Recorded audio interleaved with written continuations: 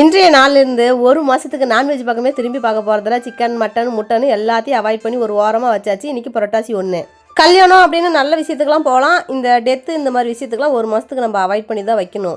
ஏன்னா கறிக்காயெல்லாம் சாப்பிடாம ஒரு மாதத்துக்கு விரதம் இருந்து நம்ம சனிக்கிழமை விரதம் விடணும். புரட்டாசி அப்படின்னாவே வருஷம் நாங்கள் இதை கடைப்பிடிக்கிறது தாங்க. யாரெல்லாம் புரட்டாசி விரதம் கடைப்பிடிக்கிறீங்கன்னு சொல்லிட்டு கமெண்ட் பாக்ஸில் கமெண்ட் பண்ணுங்க. அப்படியே எனக்கும் கொஞ்சம் ஆறுதலாக இருக்கும். யாரும் இந்த ஒரு மாதத்துக்கு கமெண்ட்ல இன்னைக்கு எங்கள் வீட்டில் பிரியாணி, சிக்கன், மட்டன் தயவு செஞ்சு போட்டுறாதீங்க.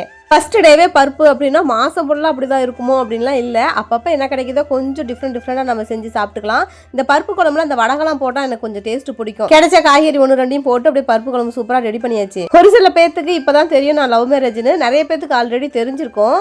அது இல்லாமல் ஒரு சில பேர் உங்களோட லவ் ஸ்டோரி சொல்லுங்கன்னு கேட்டுகிட்டே இருக்கீங்க. ஆனால் என்னோட லவ் ஸ்டோரி சொல்கிறதுலாம் எனக்கு அந்த அளவுக்கு பெருசாக விருப்பம் இல்லை. இப்போ இருக்கிற குழந்தைங்கலாம் நாம் நினச்சதை விடவே ரொம்ப ஃபாஸ்ட்டாக போயிட்டுருக்குறாங்க. நாமளும் லவ் ஸ்டோரிலாம் ஷேர் பண்ணுறோன்னு சொல்லிட்டு அது இதுன்னு ஷேர் பண்ண போய் குழந்தைங்க அதை விட இன்னும் அட்வான்ஸாக போயிட்டாங்கன்னா அது பெற்றவங்களுக்குலாம் ரொம்ப கஷ்டமாயிடும். அதனால் எப்பயுமே எனக்கு பார்த்தீங்கன்னா அந்த லவ் ஸ்டோரி ஷேர் பண்ணுறதுக்கு விருப்பமே இல்லை. நானே லவ் மேரேஜ் தான், இருந்தாலும் அப்பா அம்மா மனசை கொஞ்சம் கஷ்டப்படுத்திட்டோன்னு எனக்கும் கொஞ்சம் வருத்தம் இருக்கதாங்க செய்யுது. உடனே லவ் மேரேஜை தப்பான்னு கேட்காதீங்க. தப்பெல்லாம் கிடையாது. பெற்றவங்க மனசை கஷ்டப்படுத்தாத பண்ணுற வரலையும்